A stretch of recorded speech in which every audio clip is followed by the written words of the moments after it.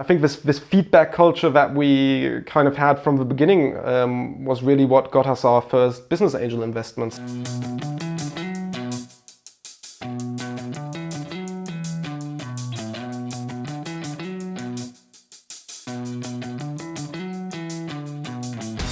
Welcome to the Growth Show. What keeps us driving is what drives you further. This is your hosts, Sebastian Kunz and Serhat Kaya. So Robin, we know each other for a very long time now, but for folks out there who don't know you yet, who are you and what drives you day by day? So first of all, great to be here. I'm Robin. I'm one of the co-founders of eatclever, where we deliver healthy food in 70 cities throughout Germany, Austria, Switzerland, and just recently the UK. Maybe a little more to my backstory. I founded my first company when I was 15.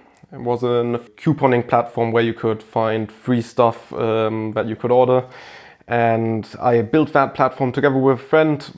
We had it for nearly 7 years running, and then sold it in 2014 to a competitor. I studied business psychology because I was always very interested in how people act and what drives the decisions of people. I guess that's kind of my backstory a little bit. So if you connect the dots, growth and yourself, how would you describe it? I think there's two types of growth. On the one hand, you've got, personal growth, meaning that you grow yourself, your skills, and also the way you look at challenges in a way. And then on the other hand, you've got the more material growth in a way that is more visible to other people. I think personal growth is something which is very important for me. So looking back at challenges I may have had when I was 15 or even when starting eatclever just 4 years ago, looking back at them now, it's like, why was that a problem or challenge for us? Because if I look at it now, it's something which is as simple as spreading butter onto your piece of toast. I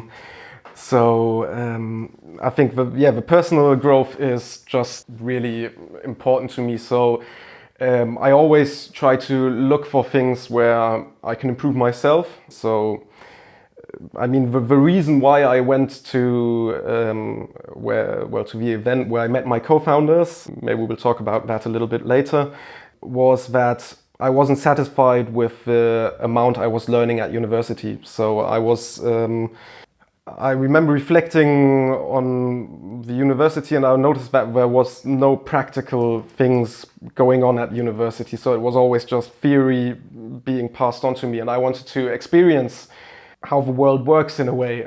So because of that, I decided to then go to a startup event. And because of that, I decided, okay, I need to connect more with people. So that was another step for personal growth for me to get out and talk to people you don't know and connect with those people and make sure that you can get something out of these conversations that you have with the people.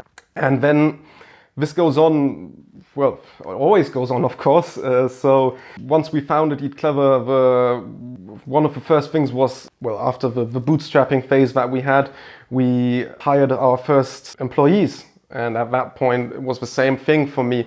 I had no idea how to lead a team. And to be honest, before founding eatclever, I never thought that a part of founding is actually learning that you need to know how to lead a team in order to successfully found a company.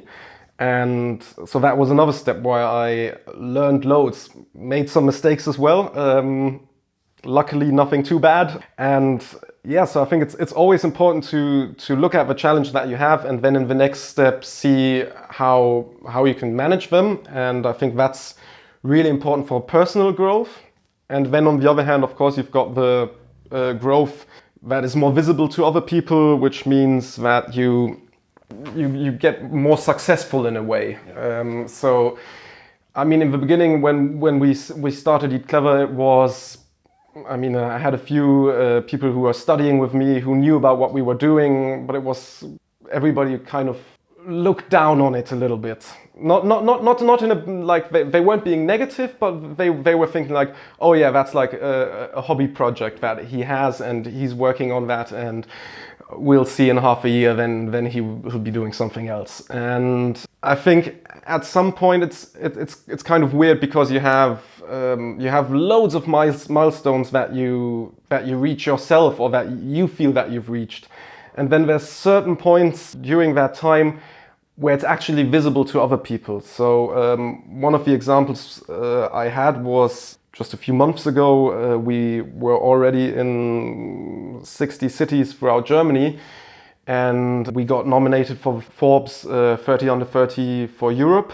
And at that point, loads of people like sent me messages and so on saying, wow, congratulations for the success and so on. And for me, it was kind of, I remember I woke up, checked my emails and saw the email that they placed me on the list. And to me, it was like, okay, all right. So let's go to work and get started for the day. So it really wasn't something where I personally saw a lot of growth, but the visibility of that growth in a way was much higher than of other things. So it's always kind of a mix in a way. But was that, well, first of all, congratulations to the nomination. Was that something that you planned, that you're going to be on that list sooner or later, or was that like a lucky coincidence? It was quite a lucky coincidence. So I really was. I woke up and checked my phone, and I saw an email in my... Actually, they sent out 2 emails, and the first email I got was like a follow-up email. And I opened it and I was like, what are they talking about? I don't understand this email. And then the next email I read was actually the congratulations, you've been put onto the Forbes Under 30 list. So yeah, but that was really just, I think we were nominated by someone, and then yeah, we're lucky enough to. Very, very cool. I mean, being on Forbes 30 Under 30, let's circle back a bit. The entire idea of Eat Clever started during a hackathon, or like a startup weekend here in Hamburg. What was the initial idea, and why did you decide to go to the startup weekend, and what was the idea behind this? I mean, this is already almost 5 years ago. Lots of things have changed. So what was the first idea? Yeah, so actually I met my co-founders at this startup weekend. That was in 2012, so it's actually 7 years ago, even longer. We didn't know each other before that event, and during that event we worked on a platform for food delivery, which had some basic features of Yelp in a way. So you could review individual dishes, you could upload photos for an individual dish, and you could even search for all of the dishes that have mushrooms in the city that you're looking for, and you could find it across all the delivery services that are there. Yeah, so that was the initial idea that we worked on during that startup weekend, and we actually went ahead and founded that company, went live, got a few orders and got a little traction. But in the end, we noticed that it wasn't working how it should. So we noticed we had some nice features on our website, and it was cool to be able to see actual photos of the food that you're ordering. But it was kind of a gimmick. So it wasn't we weren't solving a problem that the other players in the food delivery market weren't solving. So it was kind of, people didn't use the product. But what we did notice during that time, so I spent a lot of my time in the individual restaurants taking photos, because you've got the chicken egg problem. Mm-hmm. On the one hand, you want users. On the other hand, you need to have content for the users. So I was standing in one of the restaurant kitchens for multiple days, but this one day I was standing there, and during I think 8 hours that I was there, I got like 10 photos. So there was like really not enough going on. And I was just, so every order that was coming through, I was taking a photo of it in order to have it for our platform, but we really weren't getting enough input. So I noticed that they weren't really using their capacities, but people were always on their phones, playing games, waiting for the next order, basically getting paid but not actually working. So the next step was then we kind of thought, how can we solve this problem? And on the other hand, how can we actually solve a problem on the consumer side? Because having a photo of a product is nice, and we still have that with eatclever. So every photo that you see on our menu is a photo of a real dish. So it's not typical food photography where ice cream is actually mashed potatoes or something. But it's actually the real food that you're seeing. Yeah, we had those two sides that had problems, and we decided to go ahead and solve both these problems. So on the one hand, we decided to go into the healthy food space, because at that time, nobody was doing anything healthy. I remember a big issue was that when we talked to people, when we got feedback from people, it was often like, yeah, but do you really think that people want to order healthy food? Because people order food, then they want a pizza. And at that point, we still had to convince people that healthy food delivery is a thing that people want. And I guess times have really changed since then, because now if I pitch what we do to someone, it's immediately clear that healthy food, of course, there's a market, there's a demand for that. And then the other side, which is, I guess, the more interesting part in a way, is the restaurant part. Because when we decided to solve the problem with healthy food, I mean, we could have gone ahead and said, okay, we'll create our own restaurant, we'll open our own restaurant, get some orders in, and basically grow naturally in a traditional way. But we thought, hey, let's use the capacities that these restaurants have that they're not using right now. So they've got kitchen space not being used. They've got employees standing around not doing anything. Yeah, that was basically we were sitting in my dorm for the university and had a brainstorming session what to do, because we noticed that there wasn't enough traction on the old project. And yeah, then the idea came to Marco, one of my co-founders, to say, hey, let's use their capacities, give them the whole package, so they only need to take care of preparing the food and delivering it to the end consumer. So yeah, that's how it started. So besides the chicken egg problem you had in the beginning, what were your biggest challenges for the sort of overnight success you have today? I mean, there's loads. It's difficult to pinpoint individual ones. In the beginning, it's all about getting customers. I mean, I remember, I guess, probably the first 100 or 200 customers, I knew them all by name. So if I actually had an alert on my phone, so every time we got a new order in, I had like this ka-ching. And at that, I mean, that wasn't too often. That was like twice a day or something. So, but that was so. And then every time I looked at the order and checked, oh, who is it ordering? Is it the same person ordering again? Is it a new customer? Yeah, but actually getting customers was probably, especially in the beginning, one of the hardest things to do, because we didn't really know how to do it. And on the other hand, we had competition that was spending millions on marketing. I mean, the German food delivery market is a market that, I mean, just up until recently, where Takeaway has bought up the German sites of Delivery Hero. At that time, they were in full battle mode and launching new platforms. So I think at the beginning, Lieferando was actually independent of Takeaway still, and so they were all pushing huge marketing budgets into the market, and we were there without any funding, trying to get people to order from us.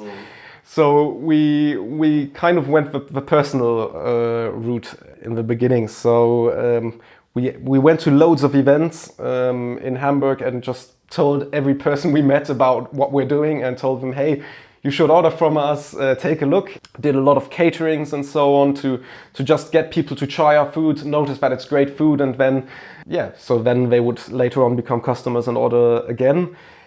On the other hand, we tried loads of things online as well. I remember I'm still in probably 100 Facebook groups of university courses that I'm not in, but I asked to join at that time just to be able to, I mean, in a way, spam into these groups. We did it in a kind of smart way. So what we did was we asked those people for feedback, saying, hey, we're students. We didn't say that we're students from that faculty. We just said, hey, we're students. We just launched this new company. Do you have some feedback for us? So that's kind of what we did in the beginning to get a lot of people. We commented a lot in blogs. We did some, I mean, at that time that was pretty easy still. We did some influencer marketing. So when we launched in Hanover, for example, we actually just wrote to all the bloggers we could find in Hanover and actually got quite a few blog posts from these people, because at that time, I mean, now it's totally simple. Everybody knows that that's a marketing channel, but at that time it was pretty new. So, and they were open to that, and even without us paying them anything. So the only thing that they got from us was the free food. And they did some awesome posts about what we're doing and some background story as well. So yeah, I think in the beginning it was just loads of trying out, and I mean, at sometimes it really hurt. I mean, when we first spent our first Facebook advertising budgets, and I remember still all our own money, and we were all kind of still in the student mindset. So I hadn't been working for a long time before that or anything, so I didn't have too much money to spare. Like, most of the money I had was from selling the previous company. Yeah, so it really hurt when I looked into the Facebook ads manager and saw like 300 euros for one conversion.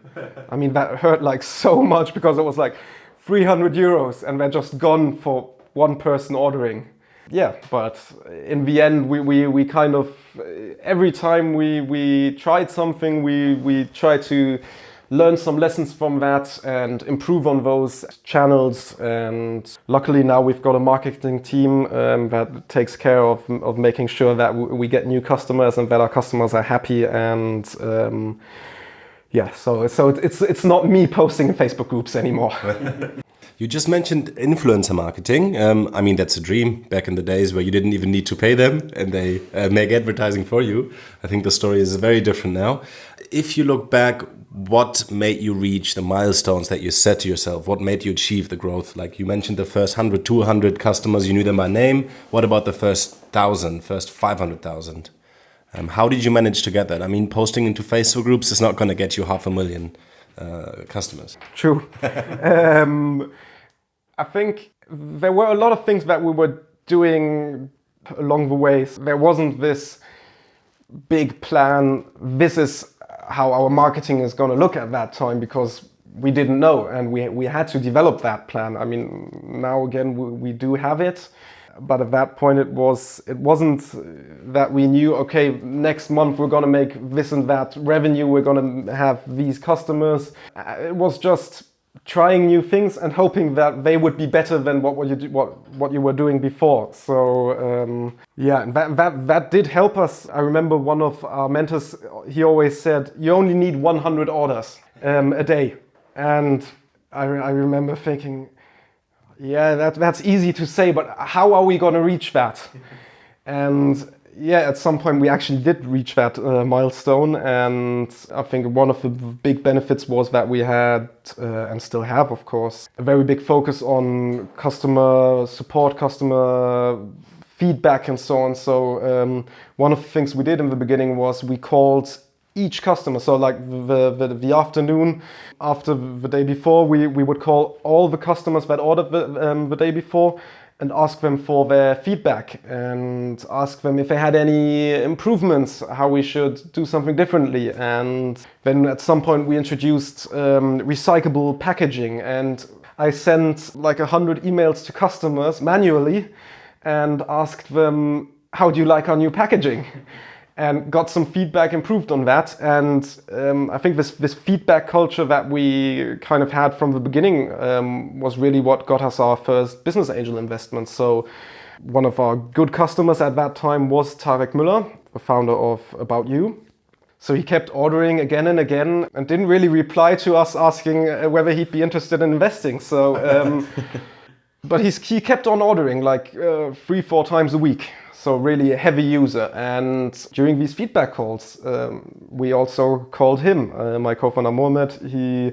He called Tarek, and then he asked for some feedback, and then they kind of got into talking about a potential investment, and then things went really quickly and he decided to invest in us. And I mean, that of course helped us grow a lot, because then we actually had a marketing budget to try out new things, because at that point we had spent all our savings. We were basically doing caterings where we were standing next to the food and doing the service as well, in order to kind of get a profit out of the whole thing. Yeah, so that was kind of the point where we actually had the possibility to try a little more and professionalize it in a way. Even though I think the caterings were also amazing, because you did get directly feedback from the people, right? I mean, you were always like feedback oriented, and this was one of the great things you always did. And I mean, it even led to one of your investors. Yeah, definitely. That's, the caterings were really great, because, I mean, we had events where we had, I think, nearly 200 people, and all of them were eating our food.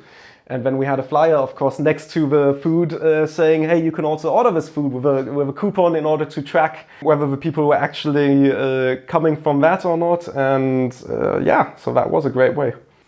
So speaking of marketing of the old days, and I know you guys were always creative on marketing, what kind of a crazy marketing stunt did you try to promote your eatclever in general? Well, apart from the ones I've already told a little about, I think the craziest one we did was we actually set up a Tinder profile.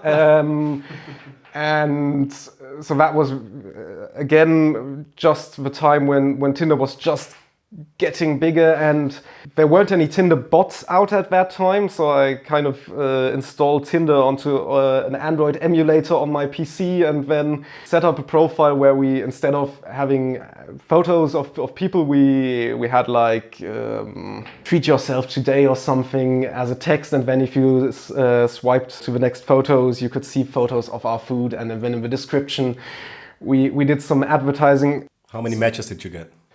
It was ridiculous. Really? It was really ridiculous for both genders too.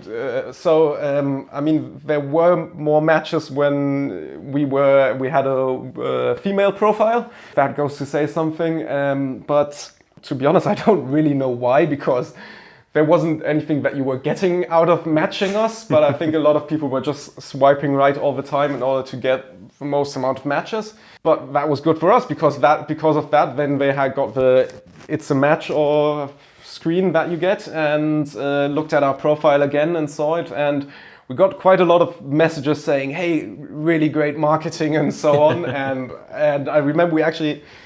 So another point where we collect feedback is when a customer orders on our site. At the end of the order, we ask him, where do you know us from? Pretty standard, but we actually had Tinder on there as an option, and we did get quite a lot of people actually selecting Tinder from that. So I think that was the craziest one. Apart from that, I mean, we did some things in hindsight where you'd think, why did we even try that? So it was like we did a mulled wine, typical German Christmas drink. So we decided to set up a stand at my university and sell this wine, and as well sell some wraps on the side. I mean, we got as revenue, we kind of were able to pay off the costs for the stand and also for the ingredients, but we didn't get any customers from that, because I mean, on the one hand, students don't have that much money anyway, and then on the other hand, we weren't selling them our product, we were selling them wine, which just doesn't make sense. So you have those pretty unsuccessful attempts that you do at marketing, but then you have some like Tinder, for example, which worked really well. And well, at some point, our account got closed down. I guess because we got too many likes or too many matches. And I think at that point also Tinder changed their policies a little concerning advertising on their app. So then we had to find something new.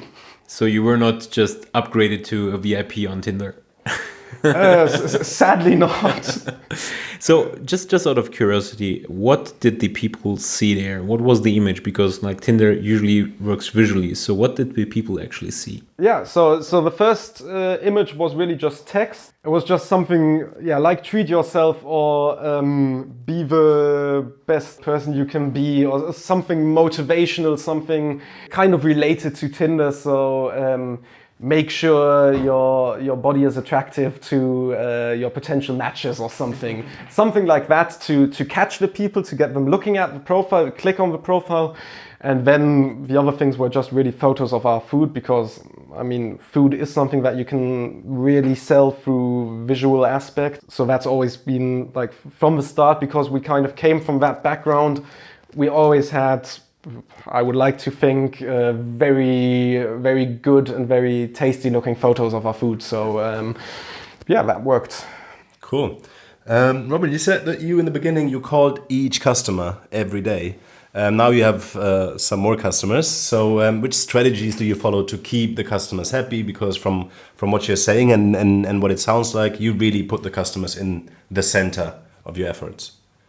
Yeah, well, calling every customer isn't possible anymore, sadly, or we'd have to basically have a full office of people just calling the customers for their feedback. And I guess quite a few customers would be pretty annoyed because they'd get called very often.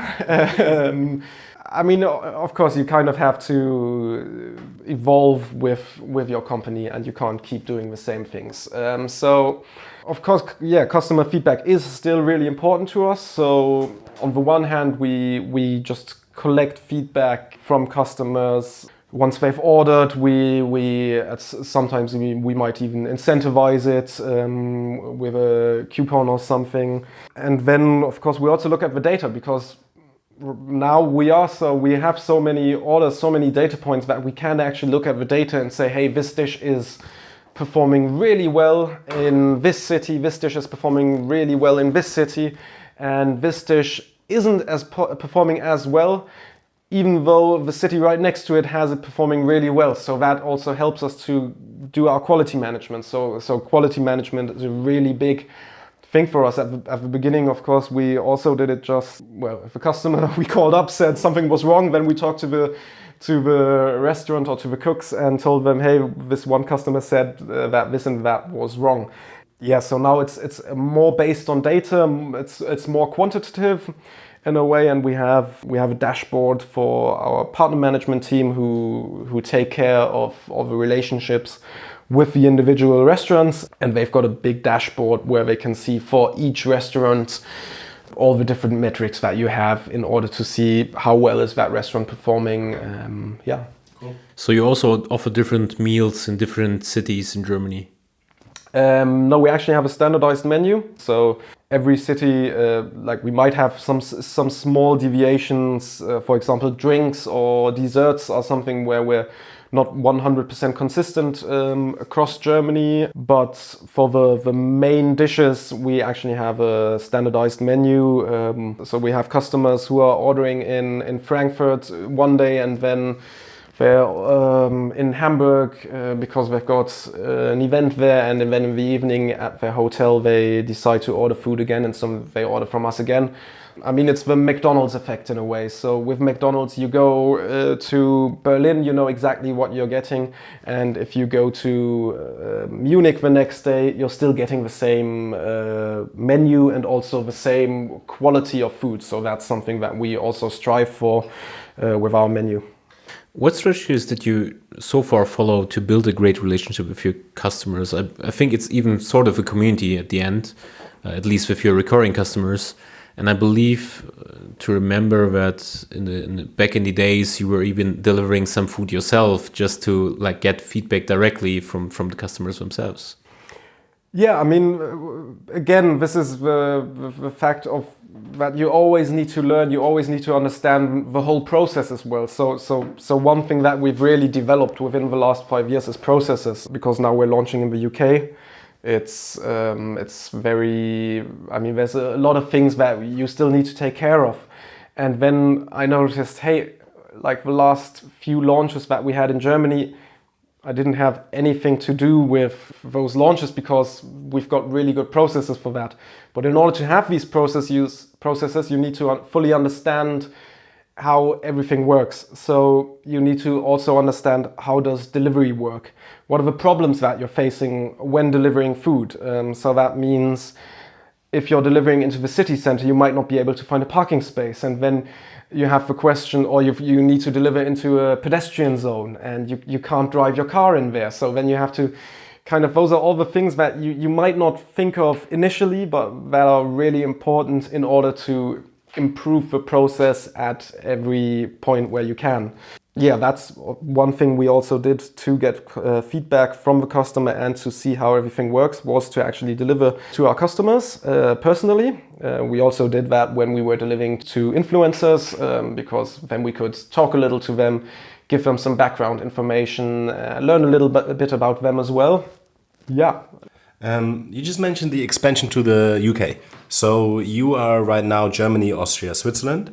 Yeah. What made you decide to go to the UK? Is this a small step into the US market, or is this just to try something completely different? I mean, if we always, our vision was always to be global. That still is our vision, and of course, being a German company, the easiest step that we took was Austria, because it's also within the European Union.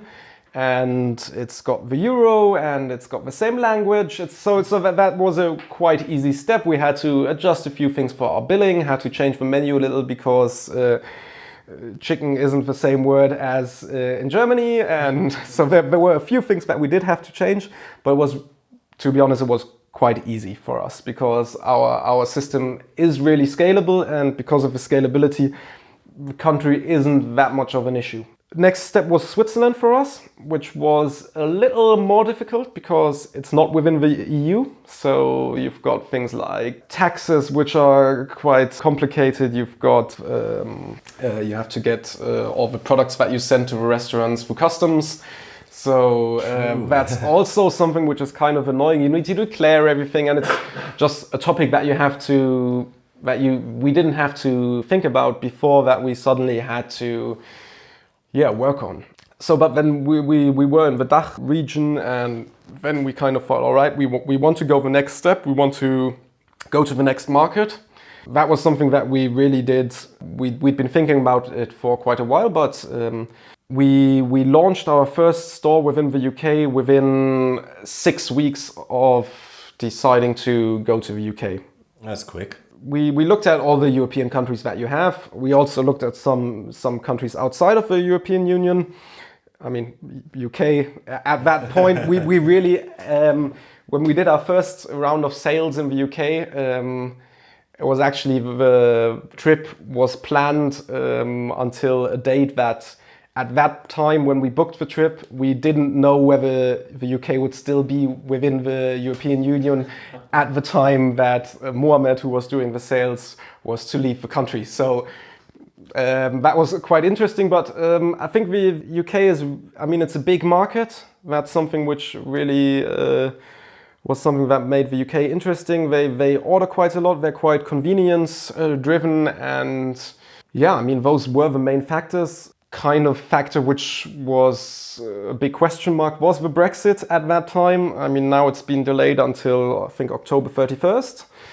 Let's see what happens, because that might get a little interesting as well. But on the other hand, we've worked with, or we are working with restaurants in Switzerland, which is a country which is also not in the European Union. That works perfectly, so I don't see a big problem with the Brexit. Yeah, it's just it's one of the biggest food delivery markets within Europe, so that kind of made sense. Yeah, definitely. So just that our audience has an understanding of the size of eatclever, just like, let's just say like 2 quick questions. How many people are today in your team? So our team right now, we've got a team of 30 people working on improving eatclever all the time. Yeah. And what was your last year's revenue, if you might share it? Yeah, last year's revenue was, I believe, around 5 million. And for this year, we're aiming for double digits. That's amazing. Awesome. Cool. So you tried a lot of things worked. But if you have to pinpoint the biggest fuck up that you've done so far, do you have one thing, one project, one strategy that did not go as planned at all? I think a really big fuck up was our first hiring process. Because, I mean, I've told you a little bit about how our marketing worked back then. So our marketing was totally focused on influencers and social media. Our key metric was Facebook followers, or one of our key metrics. So we decided to employ, I think it was 5 people, all of them in marketing, and none in operations, none in customer support. They were all in marketing. And I mean, we got some really good advice before hiring these people. Tarek actually told us, for your first hires, make sure to hire working students. So just students who are working for you 10 to 20 hours a week. And that's what we did. And we got great people, no questions asked, but we just didn't have enough work from them on the one hand. And also we had a lot of other things where we had a lot of work where they didn't have any skills. So kind of the team shrank a little bit after that, and then we managed to diversify with our teams. Then we hired our first full-time employees, and luckily we learned it right in the beginning to not just hire people blindly. Yeah, so I think that was quite a big fuck up in a way. I mean, there's been a few things where we were kind of naive, and sometimes we were lucky enough to actually have it work. At other points, we applied for an accelerator program, and we were basically, all 3 of us, we were fully confident that we were going to get into this accelerator program. And it was a really prominent program where you had like, I think 600 startups applying for it for one term. And so we applied for it. We got invited to the final stage where there were just 20 startups left. And we were already looking for apartments and so on, because it was in Amsterdam. We were already looking for apartments and everything. And then it was a whole week of a selection process where we pitched to mentors and so on. We were fully convinced that we were going to go there. And then, well, the jury basically selected the winners. We weren't part of it, and we were devastated because we had no idea what to do next. I think that was one of the points where we weren't sure if we could go on or how to go on, because we didn't have any money left. And we basically, our goal because we had planned to then open our first store in Amsterdam while we were there and so on. So that all didn't work, but we were lucky enough to have a great mentor who then kind of picked us up and actually gave us free office space. And through that, he coached us a little bit on how to get back on track. And yeah, I think that was also something where it wasn't a typical fuck up, because we didn't make a huge mistake which then backfired on us, but it was just us being way too naive. So if you look back, what did you learn? What would you do differently?